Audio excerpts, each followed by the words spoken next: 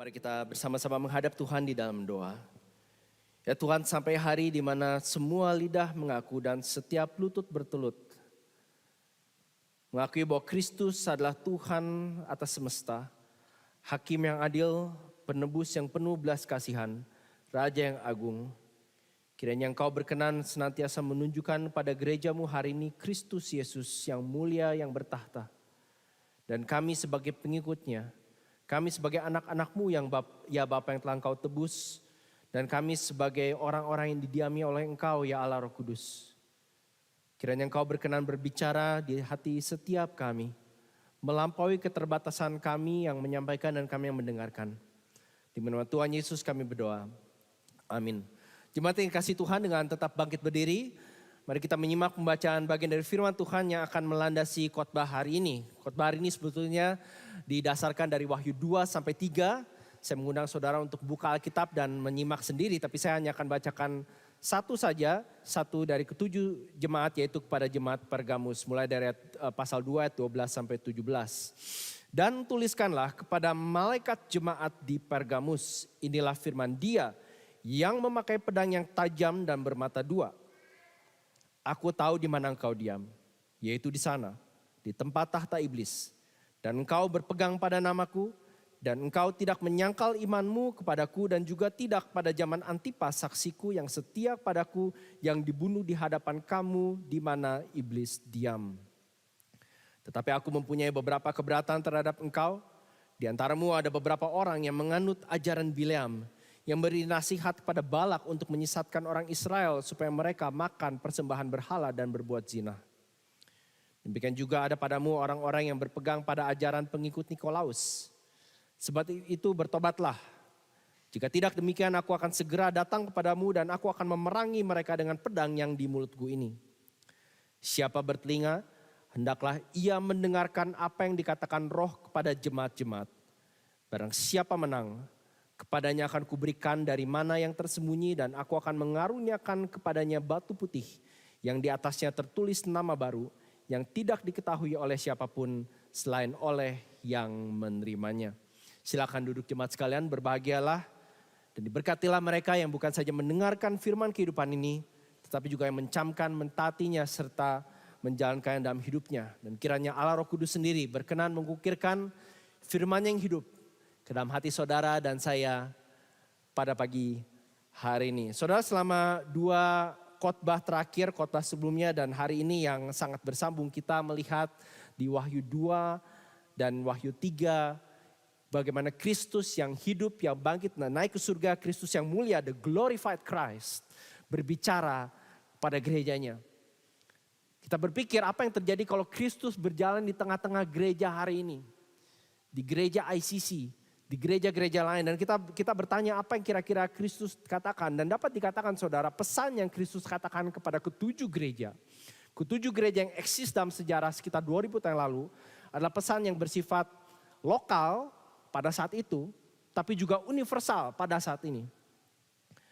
Pesan Yesus pada 7 gereja ditujukan untuk memurnikan mereka, untuk mengekspos kepalsuan dan kedangkalan iman mereka, untuk menunjukkan iman seperti apa atau spiritualitas apa yang dangkal, yang tidak berkenan padanya.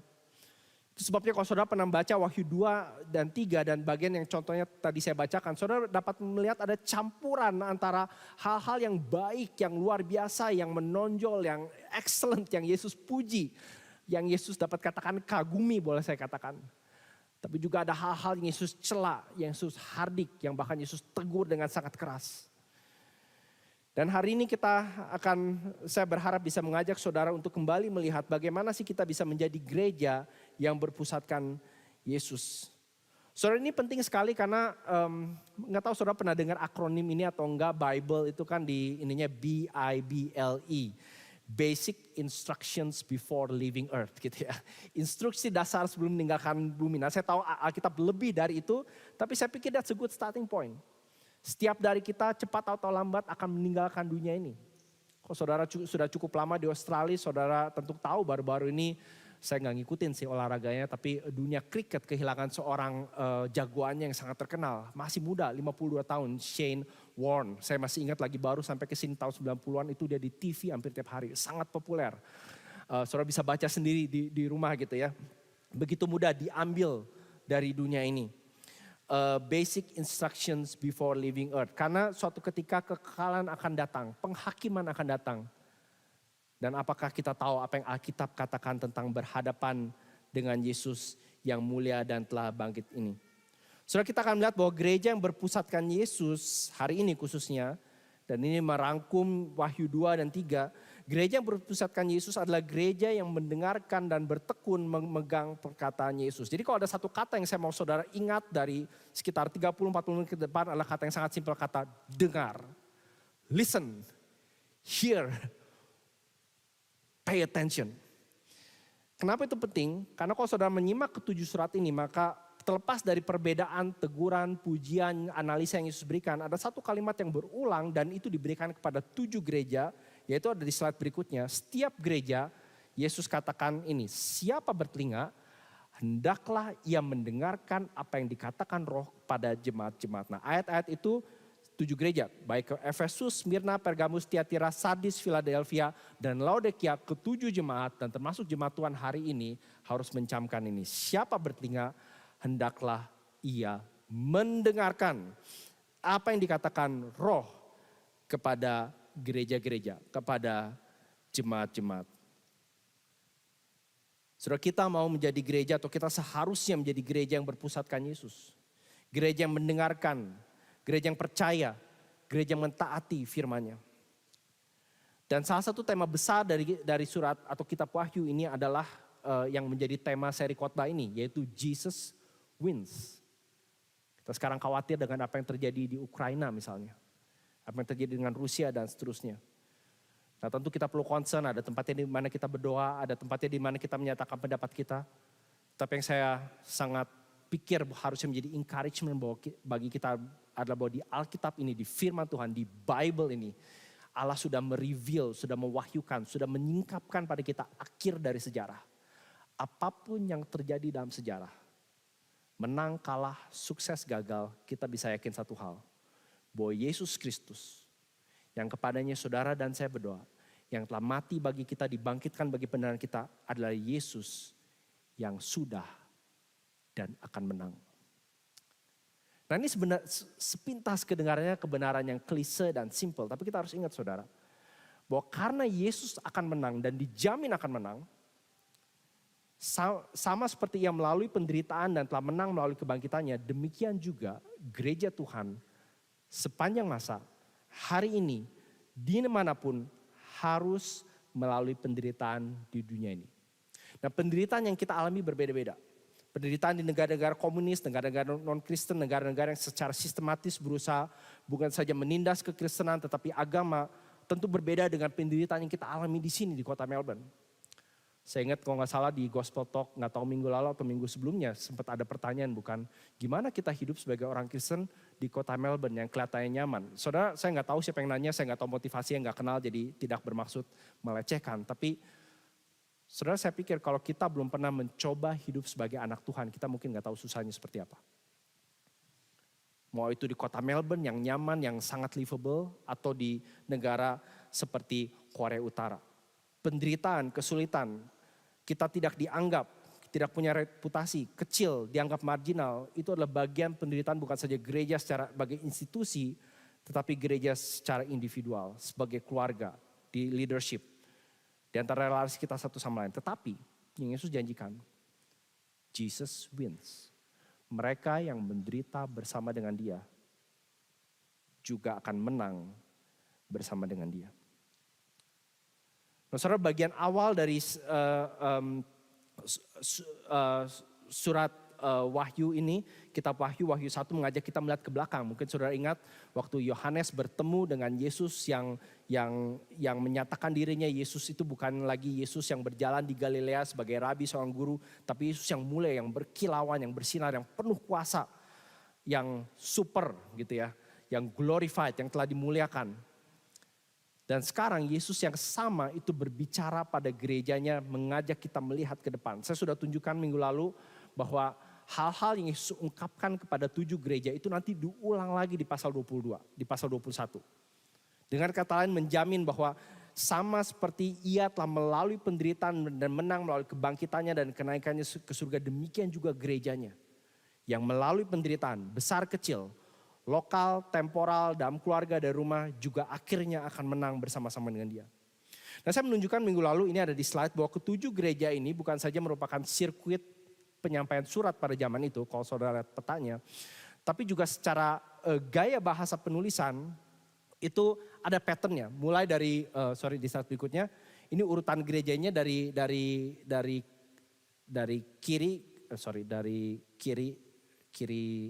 situ ya, dari Efesus ke Laodikia gitu ya, kalau saudara baca. Tapi juga secara gaya penulisan itu menggambarkan situasi setiap gereja. Saya ulang sedikit, saudara kalau mau lebih detail silakan dengarkan atau nonton kembali khotbah 2 minggu lalu. Di frame di luar itu dengan Efesus dan Laodikia, sama-sama gereja yang hampir kehilangan identitasnya. Frame yang lebih tengah adalah 2 gereja yang satu-satunya tidak menerima teguran, yaitu Smyrna dan Philadelphia. Kalau bisa dibilang dari ketujuh gereja ini adalah, kalau boleh bilang yang paling bagus, yang paling sehat adalah kedua gereja ini. Smyrna dan Philadelphia. Nah, di gaya penulisan yang sifatnya X seperti itu atau arah panah, maka fokusnya sebetulnya adalah gambar tengahnya. Sama seperti frame picture ini, frame-nya penting, tapi yang lebih penting gambar tengahnya. Dan di gambar tengah kita melihat 3 gereja, Pergamus, Tiatira, Sardis, yang kalau saudara simak, gereja ini mengalami degradasi dari parah ke jelek banget. Sardis adalah satu-satunya gereja dari ketujuh gereja yang tidak menerima pujian sama sekali dari Tuhan. Nah, apa yang dimaksud di sini? Kelihatannya Wahyu 2-3 surat kepada 7 gereja secara keseluruhan mau menggambarkan, nah ini nggak tahu saudara setuju atau enggak. Apalagi kalau saudara udah lama di gereja, apalagi kalau saudara pernah bagian dari gereja yang cukup besar gitu ya. Atau melihat gereja-gereja yang punya brand name, yang ketemunya di stadium gitu ya, yang datang dengan semua multimedia presentation. Tapi Wahyu 2 dan 3 mau secara keseluruhan menggambarkan bahwa gereja Tuhan secara umum akan selalu berada dalam keadaan lemah. Karena dari 7 gereja ini, saudara lihat gereja yang sehat jumlahnya sedikit, minoritas.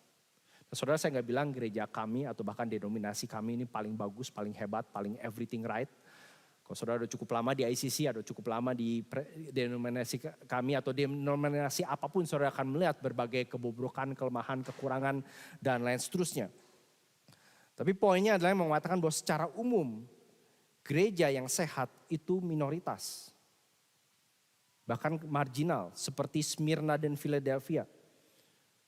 Mayoritas diisi oleh gereja yang kurang sehat seperti Efesus dan Laodikia yang menjadi bingkai awal dan akhir. Dan mayoritas juga diisi oleh gereja yang bermasalah serius seperti Pergamus, Tiatira, Sardis yang simply from bad to worse.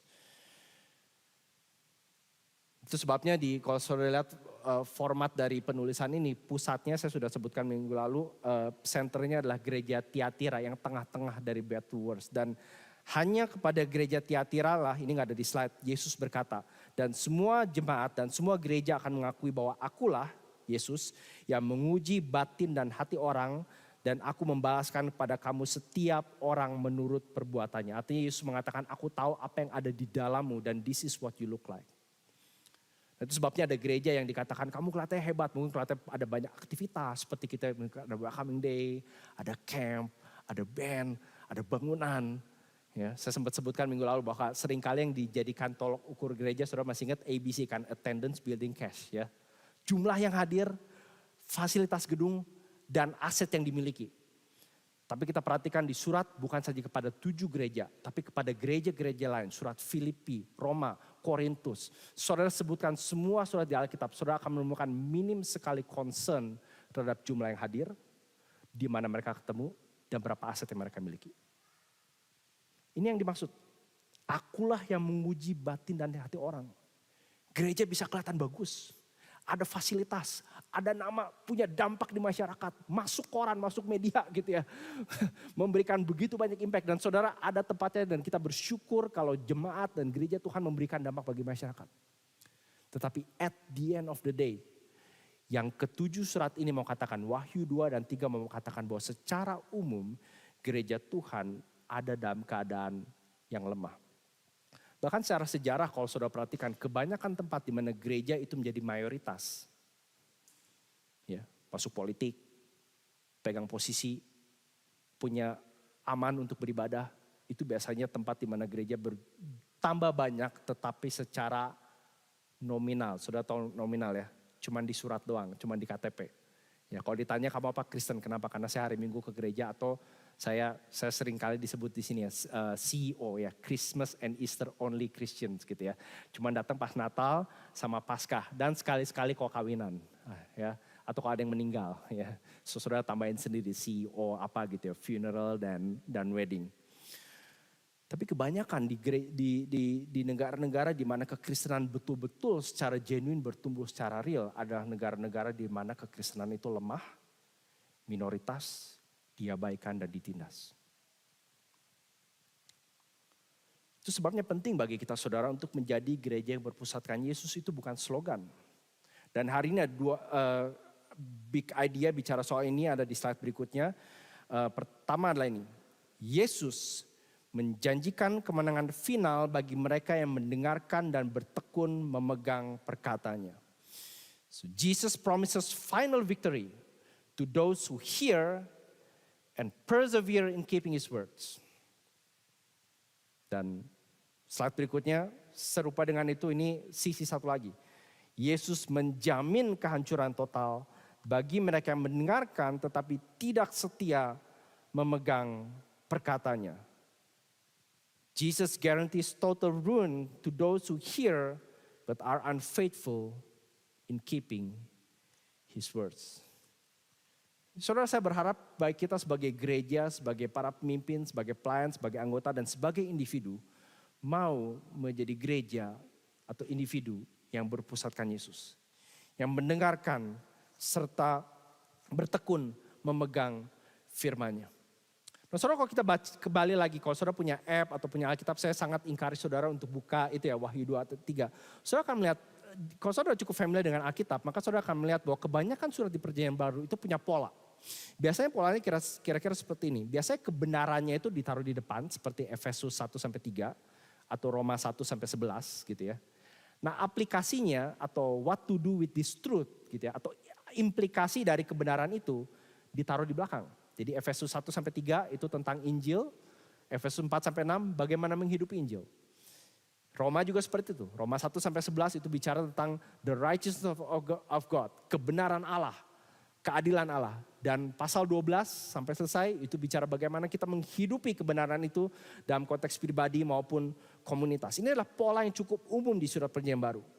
Yang menarik begitu kita sampai surat Wahyu atau nubuatan di dalam Wahyu, aplikasinya itu ditempatkan di depan, yaitu di surat-surat ini. Di depan, bisa dibilang di Wahyu 2-3, walaupun betul Wahyu, nanti kita begitu lihat pasal 4 sampai pasal 16, 17 itu ada banyak penghakiman, penghukuman dan seterusnya.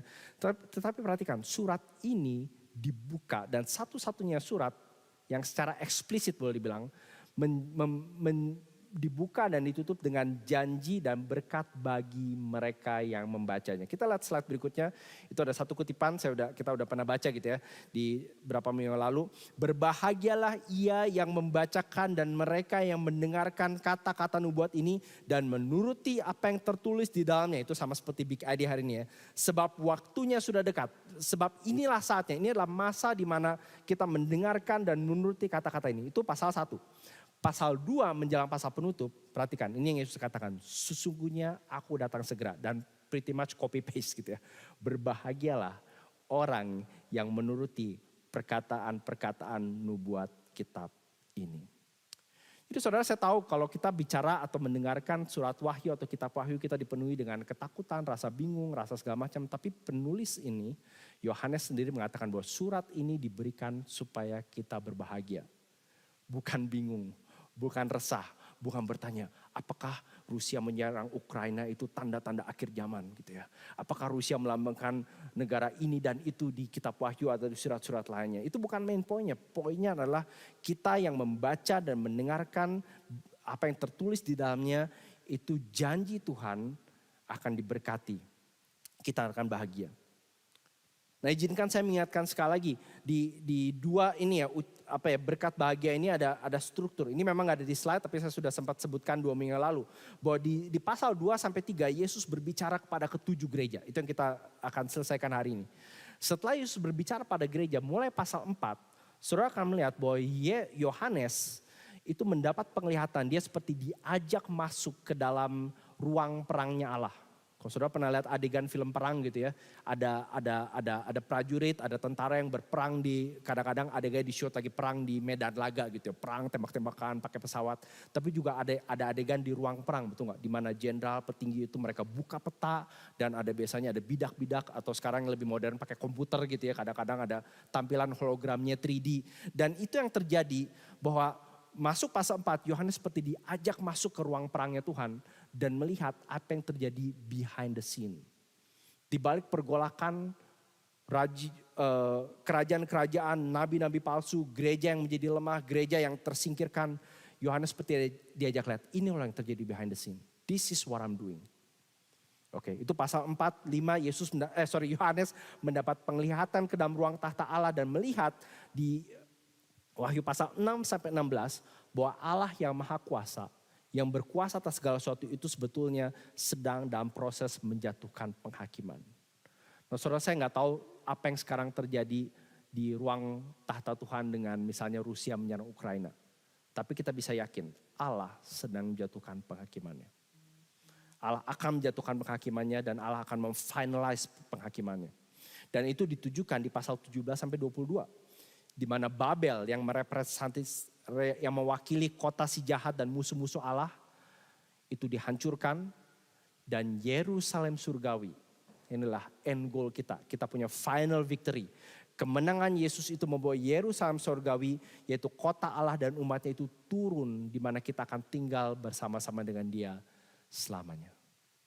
Itu betul-betul a quick snapshot untuk saudara melihat seluruh kitab yang saya tahu. Kalau sebentar kita lihat akan cukup kompleks, tapi kita lihat satu-satu. Ya. Nah, saudara, mengapa sih di dalam kitab Wahyu itu Yohanes banyak sekali memakai penglihatan atau simbol? Kenapa sih nggak dibilang, kalau jelaskan lebih enak ya. Akan ada bangkit sebuah negara yang bernama Indonesia gitu ya.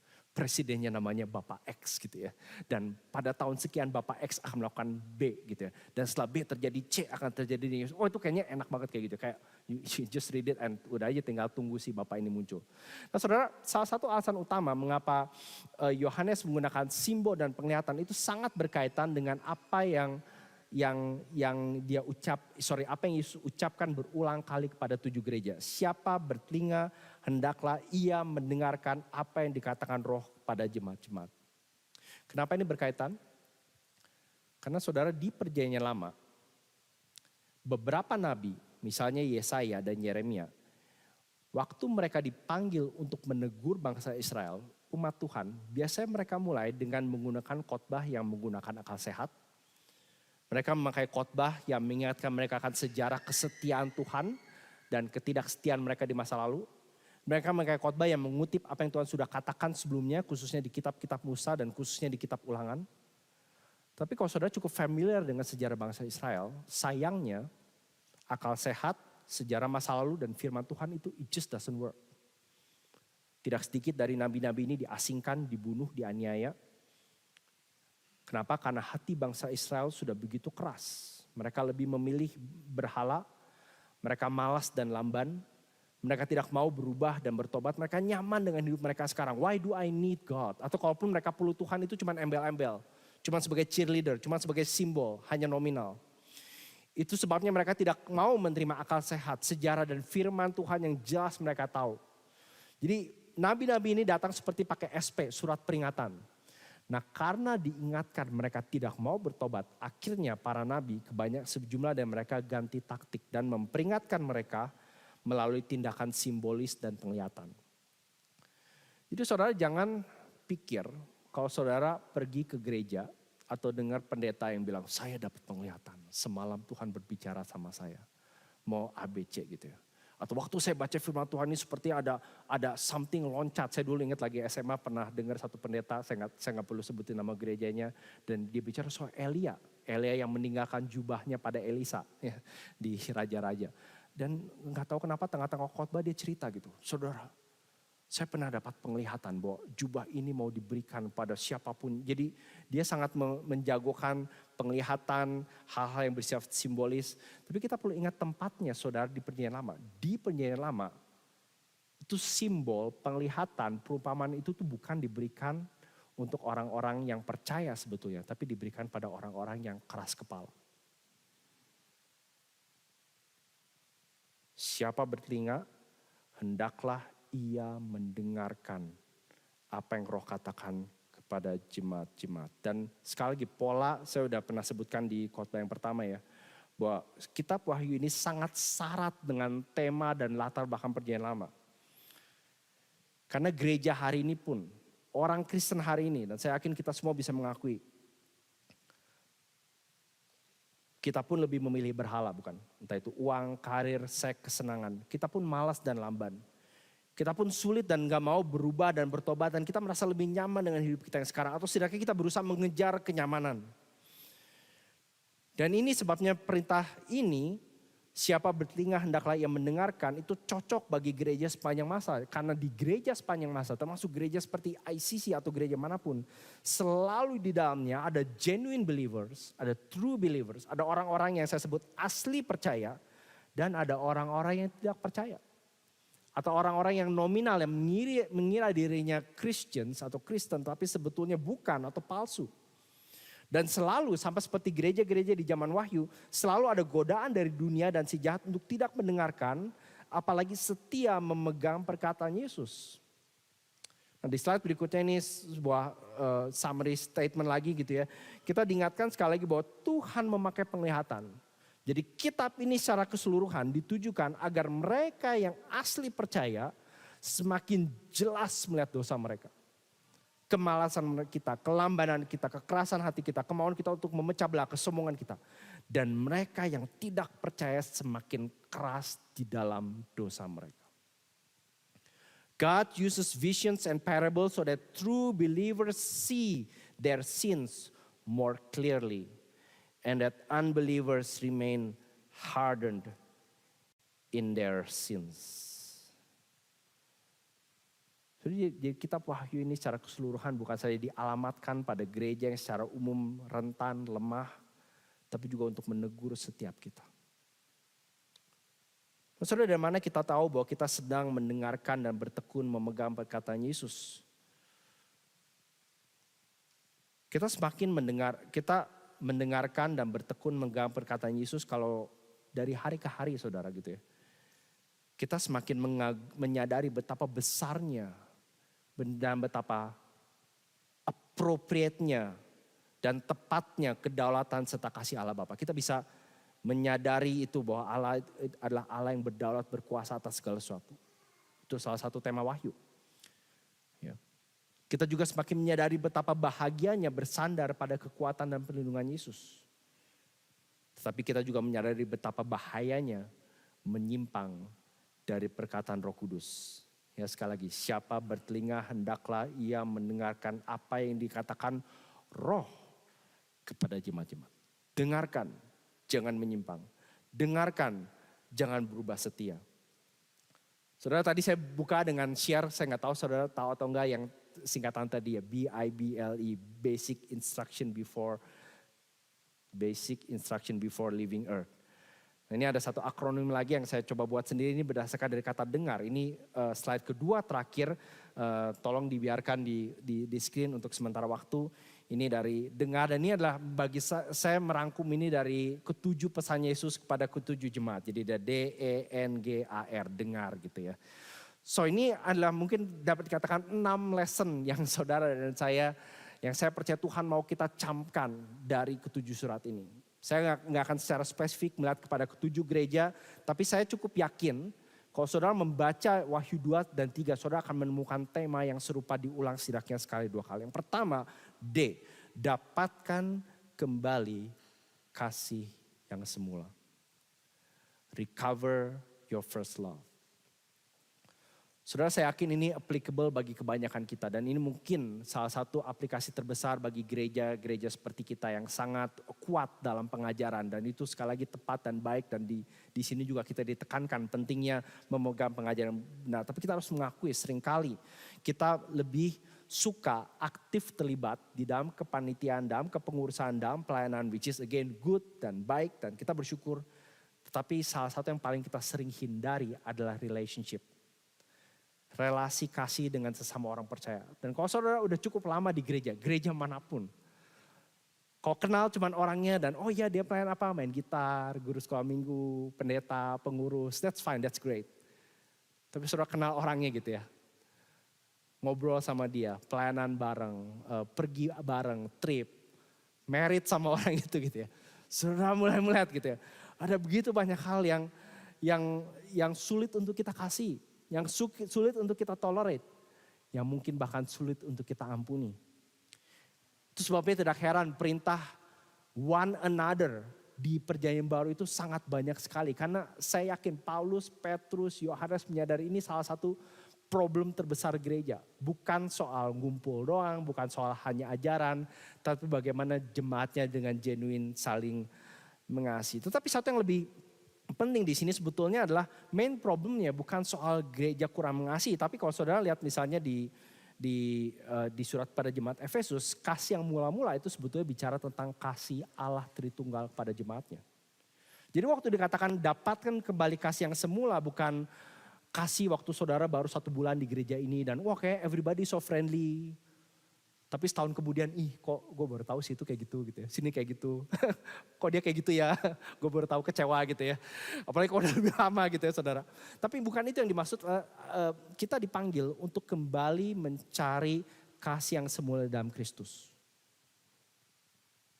Kembali berdoa dan meminta Tuhan isi dan ingatkan aku kembali betapa besar kasih keselamatan yang kau berikan. Bahkan kalau saudara baca di surat Efesus, peringatan Yesus sangat keras, bukan? Ingatlah betapa dalam engkau telah jatuh. Bayangkan saudara, melupakan kasih yang semula, itu Yesus anggap lu udah jatuh dalam banget. Oke, jadi saudara bisa pelayanan, bisa di kepengurusan, bisa seperti saya jadi pendeta. Tapi sama sekali hidup tanpa secara rutin mendapat merecover our first love. Itu penting. D, dapatkan kembali kasih yang semula. Bukan aja waktu sekarang saudara merasa dingin, bukan aja waktu saudara nanti lagi semangat ikut camp, all the time. Kita secara rutin. Saudara saya yakin di sini yang udah married, saudara pasti enjoy gitu ya. Waktu dimana saudara kembali diingatkan akan kasih yang semula, betul gak? Dan it's hard, buat berapa dari kita yang makin lama menikah itu lebih susah. Karena dengan ada anak, penyakit, kesulitan, lebih mudah, lebih challenging. Itu sebabnya kalau kita punya ketekunan tapi tanpa kasih, dapatkan kembali. Cari kembali kasih yang semula di dalam Kristus. Itu D, terus E. Emban dengan setia penderitaan bagi kerajaannya. Endure faithfully the suffering for his kingdom. Saudara, kita adalah bagian dari kerajaan Allah yang setiap hari Minggu kita akui gereja yang kudus dan Saya nggak tahu berapa banyak saudara udah puluhan tahun ngucapin ini, ada nggak sih yang pernah bisik ke sebelahnya? Itu artinya apa sih? Maksudnya kudus sih gue tahu gitu ya. Itu apa gitu ya? Nah, bagi saudara yang datang dari latar belakang Katolik atau tahu ini dalam versi bahasa Inggris tertentu, maka yang disebut itu adalah Holy and Catholic Church. Tapi Katolik di sini bukan bicara Roma Katolik, ini adalah istilah yang berbicara universal. Ya. Artinya mengakui bahwa kita bukan saja bagian dari umat Tuhan di sini, lokal di ICC, tapi kita juga adalah bagian umat Tuhan dari segala abad dan tempat. Kita connected, kita adalah, saudara, gereja adalah organisasi multikultural, multi sejarah, multi apa lagi gitu ya, yang terbesar sepanjang sejarah. Saudara nggak bakal menemukan organisasi atau kumpulan orang yang lebih bervariasi selain gereja. Tetapi seperti tadi saya katakan, mudah sekali bukan dalam hidup kita merasa takut, kita merasa kecil hati. Dan kita sekali lagi diingatkan di dalam ketujuh surat ini, bahwa ada mahkota yang hanya diberikan pada mereka yang setia sampai akhir. Nah, saya nggak tahu teologi saudara waktu saudara datang ke gereja ini, tapi yang pasti Alkitab mengajarkan dua hal yang kita harus pegang. Dan bukan poinnya untuk kita timbang mana yang lebih benar, mana yang pasti adalah Yesus itu menjaga dan merawat umatnya all the way to the end. Dari percaya sampai menang. Tetapi itu bukan alasan buat kita malas-malasan, kecil hati. Karena kebenaran kedua yang sama benarnya adalah kamu dan saya, saudara dan saya harus bertekun, mau menderita, setia sampai akar. Berulang kali di surat ini dikatakan bukan setialah sampai mati. Dengan kata lain, kalau kamu tidak setia sampai mati, kamu akan mengalami kehancuran total. That's it. Ini bukan pertanyaan apakah keselamatan bisa hilang dan seterusnya. Ini adalah kebenaran yang kita simply perlu terima sebagai apa yang Allah wahyukan pada kita. Allah akan menjaga saudara merawat dari awal sampai akhir. Tetapi saudara dan saya juga harus bertekun, bekerja keras, setia menderita bagi kerajaannya. Emban dengan setiap penderitaan bagi kerajaannya. And nyatakan perdobatan dari ajaran sesat dan dosa. Show repentance from false teachings and sin. Saudara, kita bisa menghabiskan satu seminar untuk bicara soal ajaran palsu. Tapi intinya ini, mudah sekali di dunia sekarang apalagi informasi terbuka lebar. Saudara bisa tinggal klik dan lihat begitu banyak ajaran, mudah sekali untuk terbuai oleh ajaran palsu, bukan? Mudah sekali untuk pergi dan ikut perkumpulan ini dan itu. Lalu dalam waktu bulanan atau tahunan saudara tidak tahu lagi apa yang saudara percaya. Itu sebabnya saudara penting untuk tahu apa yang benar, karena dengan mengetahui ajaran benar kita bisa tahu ajaran yang salah. Dan kalau Anda sudah terbuai oleh ajaran palsu atau terbuai oleh gaya hidup atau pilihan hidup yang saudara dan saya tahu jelas-jelas berdosa di mata Tuhan, maka kita harus menyatakan, menunjukkan ada pertobatan. Kita harus berhenti, kita harus bertobat, kita harus berbalik kalau kita tidak mau hancur. Pertobatan itu harus terlihat, harus shown, harus muncul.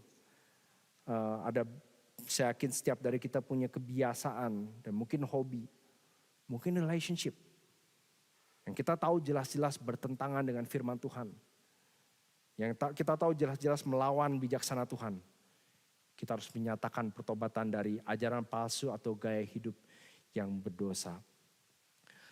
G, genggam kembali hidup baru dalam Kristus. Hold again the new life in Christ.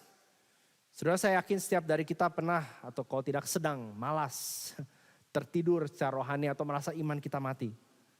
Dan Yesus memanggil kita untuk wake up, bangun kembali, berpegang pada Kristus. Saudara mau lebih detail, saya encourage saudara untuk dengarkan kembali khotbahnya pas Senja minggu lalu dari Filipi. To live is Christ. What is your life? Genggam itu kembali.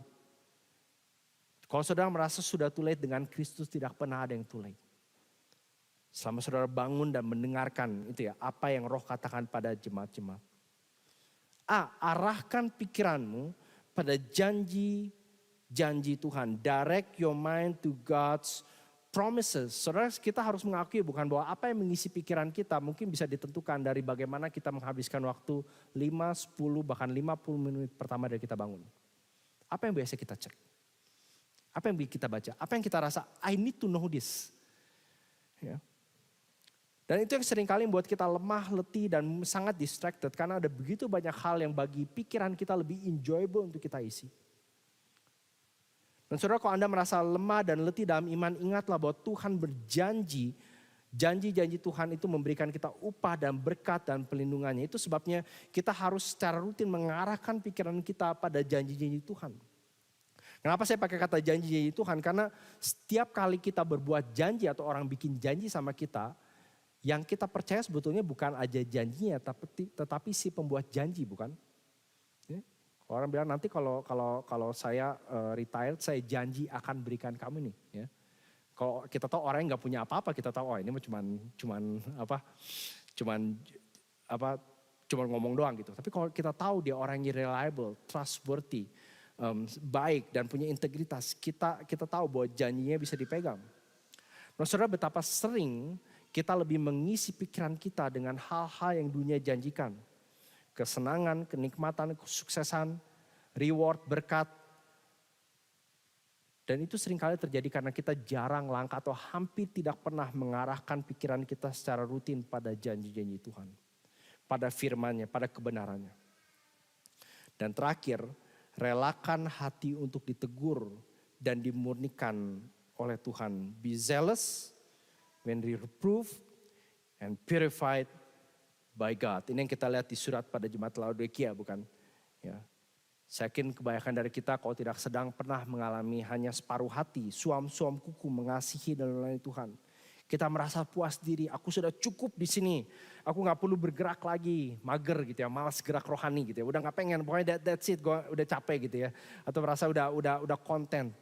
Saudara, saya cukup yakin kalau saudara merasa separuh hati dan merasa puas diri, cepat atau lambat, Tuhan, kalau engkau adalah anak Tuhan sejati, Tuhan akan menegur saudara, menghajar saudara. Dan pada saat itu kita dipanggil untuk merelakan hati kita. Untuk berbalik dan kembali menemukan kelimpahan yang sejati dalam Kristus. Dengar, dapatkan kembali kasih yang semula, emban dengan setiap penderitaan bagi kerajaannya. Nyatakan pertobatan dari ajaran sesat dan dosa, genggam kembali hidup baru dalam Kristus. Arahkan pikiranmu pada janji-janji Tuhan dan relakan hati untuk ditegur dan dimuliakan Tuhan. Saudara, kalau kita mau menjadi gereja yang berpusat pada Yesus, gereja yang mendengarkan dan bertekun memegang firman dan perkataannya, kita harus mendengarkan dia. Slide terakhir sekedar mengulang apa yang tadi saya katakan. Kalau saudara, tema khotbah ini, Jesus wins. Kalau saudara mau menang bersama dengan dia, mendapatkan kemenangan final, maka kita sebagai gerejanya harus secara tekun mendengarkan dan memegang perkataannya. Final victory is only promised to those who hear and persevere in keeping His words. Mari kita berdoa. Bapa dalam surga, setiap dari kami menyadari betapa sering kami memusatkan pada hal-hal yang lahiriah, yang kelihatan, atau bahkan hal-hal yang sangat berdosa yang kami tahu bertentangan dengan firman. Dan sesuai dengan lagu yang sebentar akan kami nyanyikan, kami berdoa kiranya Tuhan berkenan membangkitkan kami kembali. Menyadari kami bahwa kami adalah mempelai wanitamu yang kau telah tebus dengan darah yang mahal. Mengingatkan kami untuk mendengarkan dan mencamkan baik-baik perkataan-perkataanmu. Kami berdoa dan bersyukur untuk firman yang telah kami terima hari ini, kiranya boleh sungguh mengubahkan kami sebagai pribadi tetapi juga kami sebagai gereja. Demi nama Tuhan Yesus kami berdoa. Amin.